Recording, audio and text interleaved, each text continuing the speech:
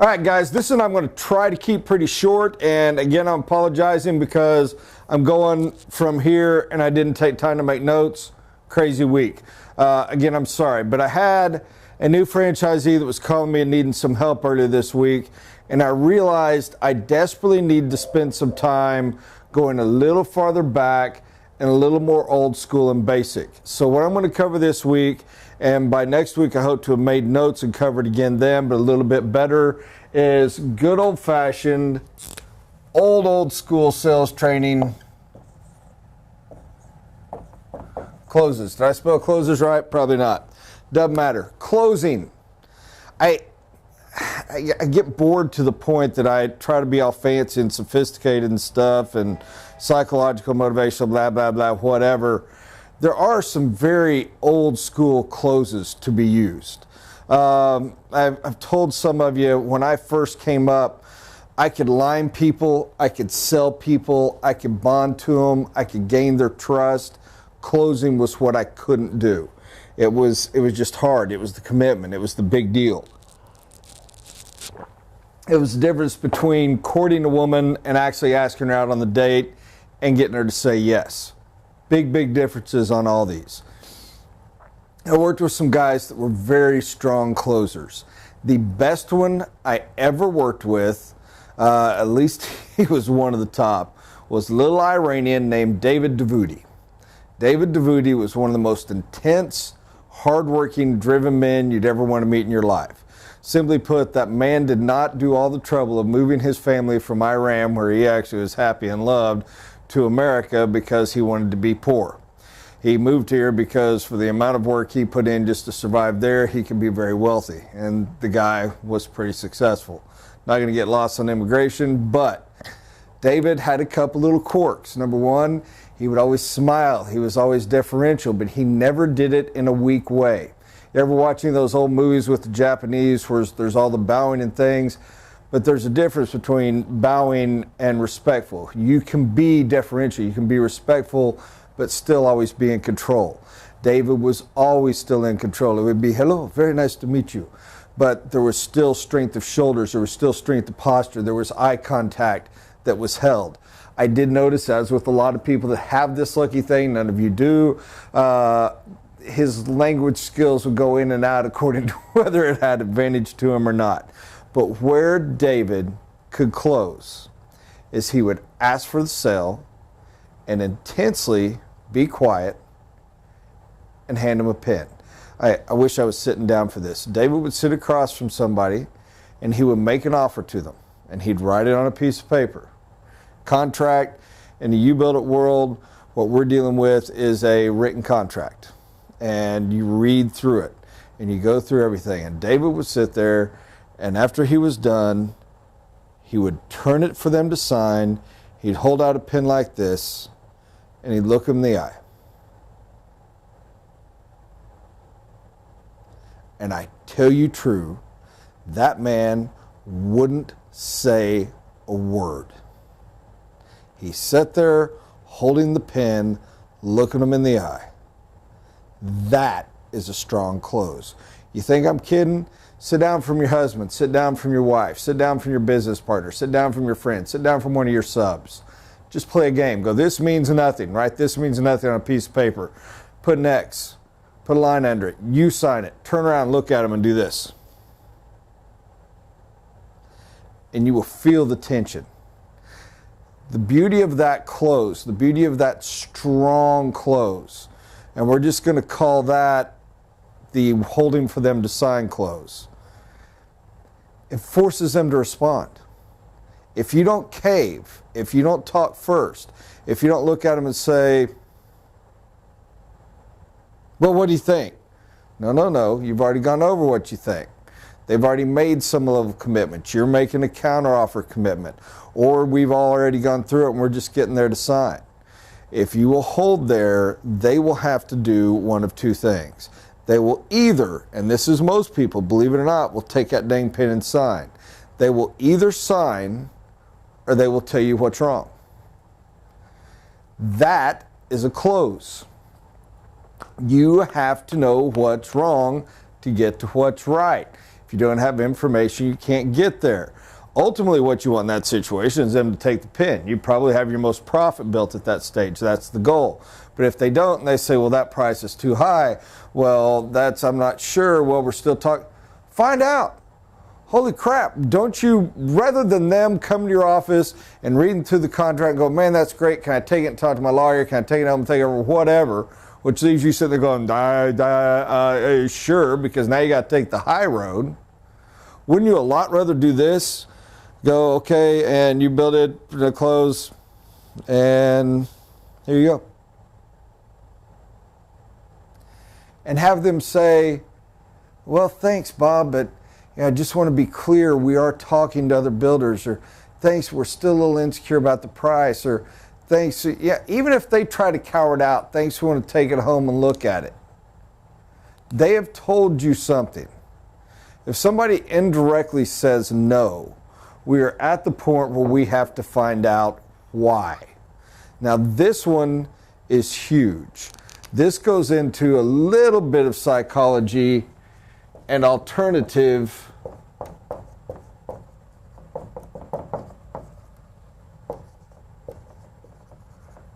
reasons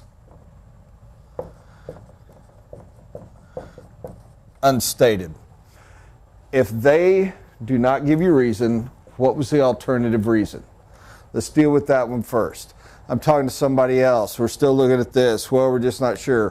Why aren't you sure? Well, because, can we afford that? Your fee seems kind of high. Your service, you're not liable for enough. You've heard that. I have.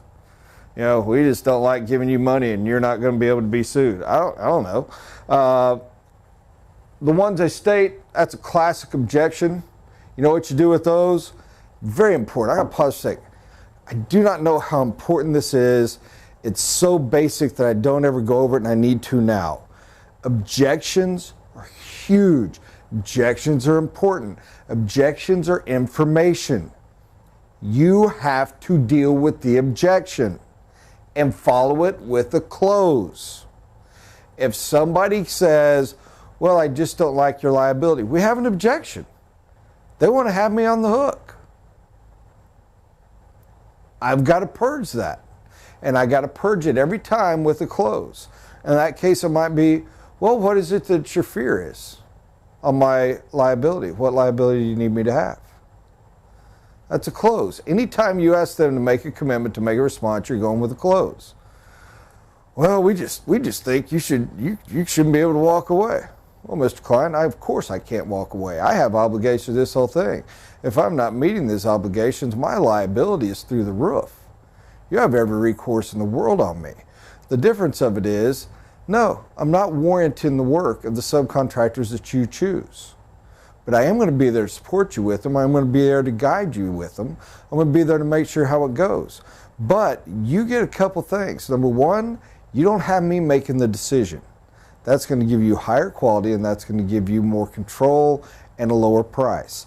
I am your advocate. I am working on your side when dealing with these subs. That puts me on the liability side with you, not with them. That gives you the freedom of being able to say, hey, I want to go with this subcontractor, or I want to go with this one, or I want to go with this supplier, or you want to do work yourself. You save so much. And I'm not saying this facetious or weird or anything else. The 20-25% you're saving on this, I'll gladly take that money and take all the liability you'd ever want. Want a 10-year warranty? You got to laugh at that and you come across a total dink. But you need them to look at the reality. So my thing there is, and I'm going to flow with it. I got to get those facts out, but I can't just say, there's the facts. What do you think? Has to flow with a question, has to flow with a close. So I really true, if I was gutsy enough to go with that path and bring up that money, so I ask you true, I can gladly put this under general contractor liability where I will have the control and the say and make those decisions and take on all of that you're looking for, total liability, 10-year warranty, whatever you want at that price, or I can continue with my liability as relates to this agreement, my role, my job, my position as your consultant, as your advocate of helping you. Not being facetious at all, sir, which way would you rather I go? Now, some people are going to conflict with that. That one was a very harsh one. I probably should have gone with something easier. But whatever it is, ask a decision. Get a close. You know what their answer is, what they're going to tell you? The answer is going to be, I want both. I want you to be liable for the people you recommend, and I want the other. Well, sir, I can't do that on that structure, but I do have a warranty company that will cover and provide and protect that. I can take that on. Would you like to add that coverage and that liability protection? Yes, no, why? Hey, it just might be the guy's jealous of you. Figure that out. Find that out. You got to keep asking these questions, getting them commit. Do your very, very, very best not to offend them.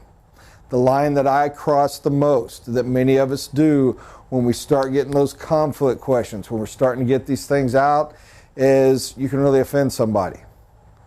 I mean, it's very hard not to look at them and go, ladies, earmuffs. It's very hard not to go, hey, dumbass, I'm not, because I'm not making the extra 20%. Want to give me the other 60 grand? I'll give you liability out your ears, you moron. What do you want? It's hard not to say that, isn't it? It really is. And even if it's not, it's hard not to have that attitude come out. You come out with that negative, aggressive attitude, they're going to come back with theirs. You got to get real. There's got to be a little love involved in this stuff. And you've got to try to make sure. I did a terrible job explaining. One of the best things to do is a beautiful one. I've known a lady that used to use a lot was, I have done a terrible job explaining what my role and my liability is. Let me go over that with you. Let me explain that again. Now, is that still what you like, or do you prefer a more true general contractor? You don't even have to bring up the money. Assume that they understand and know that. That is a very nice, clean path to go. And if you are a gentler closer, that's a good way to go again. However, at the end, you look at them and you ask them to make a commitment. Now, I want to go over just a little bit. Unstated. Most people do not tell you what the real objection is. This is when sales gets difficult. Oh, I want to go home. Oh, I want to think about it. Oh, I got to talk to my wife. Oh, I got to. What is the reason that they're not signing? And I will tell you a truth. Take this one. This is true of almost every human you're ever going to meet, except you find people. It's obviously not true of you because you're more evolved than most. It is almost always 100%. I want to change pins for this one. This issue.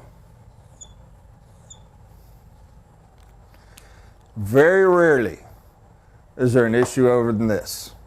Now, your big guys, your big sales trainers, your big corporations are all going to tell you price isn't relevant. It's about value, yada, yada, yada. Whatever. BS. Value's huge. If they didn't see value, they wouldn't be talking to you already. I'm talking about closing. I'm talking about why they didn't sign. I'm talking about what's the unstated reason when you put the pin across and you look at them. And they don't give you an answer. It's almost always about money. Here is the difficult thing about money. First one, real easy. You got to be creative. You got to be creative, people. There's not only one way to pay. Everybody thinks money. They think first grade math, and they think 2 + 2 = 4. That is not true. It does not have to be that way. 2 + 2 does not have to equal 4. 1 + 0 can equal 4. And yes, there's some weird algebra equation here, but it's going to come down to if on the other side we have 4 times 1 equals whatever. You can get creative. You can figure out ways to do things. How do we structure? How do we shape it? Here's the deal. People have pride. Huge pride. Ego is more than anything. Want to know one of the main reasons we have divorce in this country? Ego. What is it Jesus said? Moses had to put divorce in the law because of the hardness of your hearts. Not for the hardness of your hearts. It's not because it's full of hate. It's your own ego. It's your own selfish ambition. Ego is huge. Do not wound a man's ego. You will never win him back.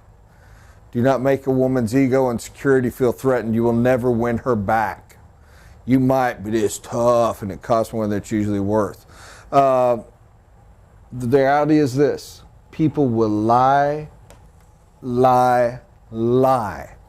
before they will admit they don't have enough money. What's the old saying? Keeping up with the Joneses. Why do you think people keep up with the Joneses? Do you think it's just, oh, well, that looks like a neat toy, I want one too? Do you think it's, oh, well, you know, we got to have that? I mean, come on, people, the houses we build, not very many years ago, were considered great castles. The houses we build, if we weren't building 200 of them, if you built just one, 400 years from now, people would be paying $800 a day to go tour that castle. I mean, those great, amazing castles you fly over to Ireland to go see the ruins of aren't near as high a quality as what you're putting out today. Most of them are smaller. Think about that. Seriously. We don't need that much. But we do because we've seen it. We do because it's out there. We do because the neighbor has it. And yes, my house is rather large, so I'm as bad as everybody else. But nobody, you want to not keep up with the Joneses, admit you ain't got the money to. Humiliating. And we all know, oh, well, that's not true of me, Bob. I do that. Yes, you do when you're safe and secure. When you're sitting around with your girlfriends, when you're sitting around with your buddies and you're griping about somebody else and you have the security to be in a group of, well, we don't have the money for that. We don't. And you get that old redneck coolness vibe going on. That's excellent. That is not this situation. This is professional. This is big time. This is high end. This is where you get real insecure and you're not going to admit you don't have the money. So one of the main closes you do when a guy's telling you no and he's beating around the bush and you're not getting there is realize that he probably doesn't have the cash flow to get started. Now, close it has worked very, very well for me in the past on this. Is, you know, Mr. Johnson, and you can't ask him. You can't, hey, Mr. Johnson, do you not have the $2,500? You can't do it. What you do is you say, you know, Mr. Johnson, I have a lot of clients that with trying to sell your current house, the cost of getting it up and ready to go, dealing with all the changes there, preparing for moving, the closing costs going in, the cost of the plans, all of that stuff, cash flow is a booger. And even though you've got it and you've got plenty of it, it stinks to tie all that up and go that way. We have enough equity in this deal to carry this thing back. So why don't we look at taking this, and instead of you giving me $2,500 today, why don't you give me $500 today, and let's defer the $2,000 to the construction loan.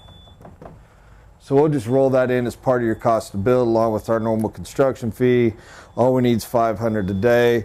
We'll probably need $750 to the designer, but if you got $1,250, we're good to go. If that helps at all. That's often a close done over the phone, etc. But it is a very important one, and it is one that I use constantly. You'd be amazed how often that leads them in. Now, here's my side note to that. Never, ever defer the whole fee. I've done it a couple times, bite you in the fanny every time. This is not about cash, this is about commitment. Doesn't matter that they've signed a contract. Doesn't matter you can sue them to collect your $2,500. What matters is they see no value in it. Whether they think you can collect from or not, in their mind, they didn't pass any money. You're just doing this free for them to see if they like the end result or not. You gotta get something. You gotta. And it's gotta at least be enough that it's something. You're gonna have to get something for your designer knocking out your plans as well. Just because that guy's got to get paid somewhere along the lines. And to be perfectly frank, somebody's building a $200,000 to $600,000 house. If they can't at least come up with $1,000, $500 for you and $500 for the designer up front, how the heck are they going to build a house? I know what happens. I've done it, but it's weird and it's rare. Now, here's a caveat to that. When you put your note, and it says planning phase, $2,500. And in the fine print, it would normally say due upon signing this agreement. You're going to leave it, planning phase, $2,500, $3,500, $5,000, whatever you charge. And you're going to say $500 due upon signing this agreement, balance due in 90 days, or at the close of the construction, or with the construction phase fee, whichever comes first. If 90 days passes and you haven't got them to construction yet, but everything's progressing, that's okay. You can defer as long as you want. They're in the court in the land that's going to say, well, you didn't choose to collect. No, you have that right. Being nice to somebody, giving them time to pay is never a problem. But you have to have a timeline. You have to have a timeline. If you don't, and this bit me in the fanny once, and the client never moves into construction, and you got all this time and all this work and all this effort into it, and this profit you're trying to book, and they, guess what? They don't want to pay you the $2,000 now. They're like, I gave you $500, we didn't go forward, we feel kind of cheated, you should give us the money back. They don't pay it. And if your contract says $500 now, balance due with the construction loan, or close the construction loan, or deliver the construction manual, you know what the response is? You know what the court's response is? Never closing the construction loan. Never gave me a construction manual. You're out the money. You did it for a $500 planning phase fee. That stinks. So make sure you put the 90-day timeline on there. That close, that money close, that deferring payment is huge. And if you think I'm just being tricky on this side, think about it. What do car dealerships advertise constantly? No money down. Why do they put rebates on? We're smart enough to know that. Don't give me this, oh, people are dumb and get the value. No. I don't know why they have a $5,000. Lower the price of the car. Instead of having the car be $40,000 and always have at least a $5,000 rebate, so it's $35,000, make it $35,000. You know why they do the other? Because they can give you your down payment. And the banks and the bank regulators of the federal government accept it. You got a $5,000 down payment. That's enough. So no money down, because people are always cash strapped. Everybody's living hand to mouth. Everybody's strapped out there. Furniture. What does furniture advertise? No interest, no payments for 90 days. No interest, no payments for a year. If you're a furniture salesman, you know what you're selling? 90% of the time, you're selling financing of your dadgum living room sofa, which some of y'all might have financed. I don't know. But that's what you're pitching. Why? Because people don't have it here and they don't want to admit it. You don't want to humiliate them. You can't have a guy walk into a furniture store and go, well, hey, dweeb, how much you need to borrow? Come talk to finance guy and see what I can afford to even show you. No, you do something that makes it look like, oh, 90 days, same as cash. Oh, well, I'd be a fool not to take advantage of free interest for 90 days. That extra $8 is really going to help me out. But it looks that way. We say that. We tell it to ourselves. Why? It takes care of the fear of keeping up with the Joneses and us being cash strapped today. People will always defer to tomorrow what they can. Now, keep in mind, that's an extra $2,000 you got to carry in your equity when you're doing your planning phase and you're doing your bidding. You have to take that into account, because especially a client here is not going to have cash to come up with here. If they do from the sell their house and things like that, you can phrase your contract different. Other closes, we're going to focus on this more. I hope that was helpful, but I think I've gone too long already. God bless, guys. Have a great day.